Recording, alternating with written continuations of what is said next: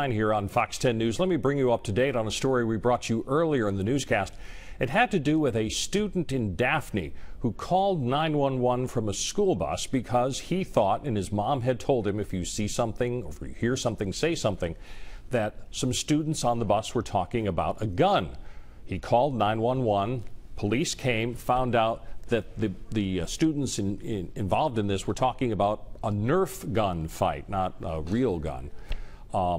And then we hear from the boy's mother that he was called into the principal's office and then suspended for calling 911.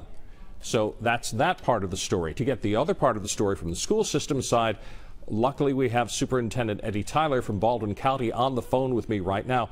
Superintendent, thank you for joining us tonight. Well, thank you, Bob, for having me. Now, give us your side of what you've heard happen, because, of course, you've been out of town, so you're hearing everything like we are, second or third hand.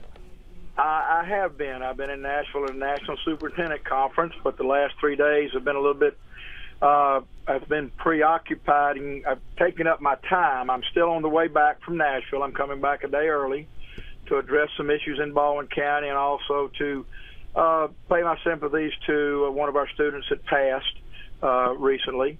But you know, I put out a message, you know, to our system and to our stakeholders and parents to encourage your children to come forward. If you see something, say something, and that's what some students have done. That's what I would expect them to do. And there was a couple of incidences this past week where students saw something, heard something, and said something. And with this young man at Daphne, you know, I've just spoken to him and I've spoken to his mother. She was very gracious in giving me some time. I explained to her the situation that I assumed, which is a bad thing to do, that no discipline was given to any of these children at any of these schools that have come forward.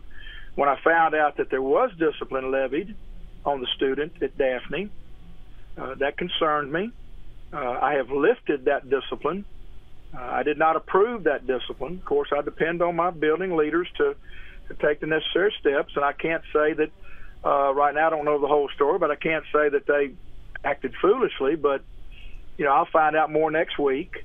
But right now there is no discipline, and I apologize to the mother. I apologize to the son, to her son.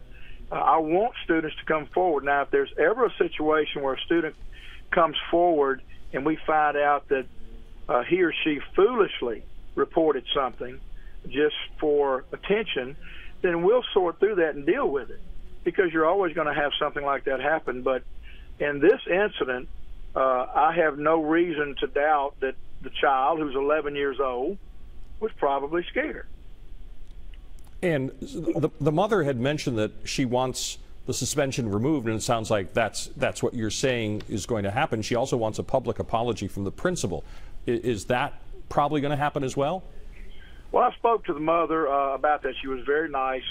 Whatever discipline, whether it was suspension or whatever, you know, I won't get personal about the young man, has been lifted. There is no discipline that will be imposed on that child. The mother has asked and requested some things of me when I speak to the principal. I told the mother that I would be getting back with her next week with her request. I'm going to sit down with all involved to find out exactly what happened, and then I'll make a determination what needs to happen. But the mother is not expecting anything publicly. All right. So the bottom line you want to get across to folks, especially in Baldwin County, is that see something, say something is valid if there's a real concern here. It is absolutely valid, Bob. I mean, it's just been it's tragic what has happened.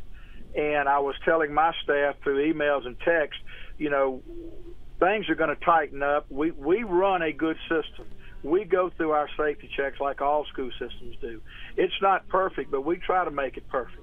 You know, and when you have a safety plan, you know, a safety plan is really designed to minimize loss of life, just like the young person over in Florida, you know, busted in the door. You know, there was a resource officer on campus.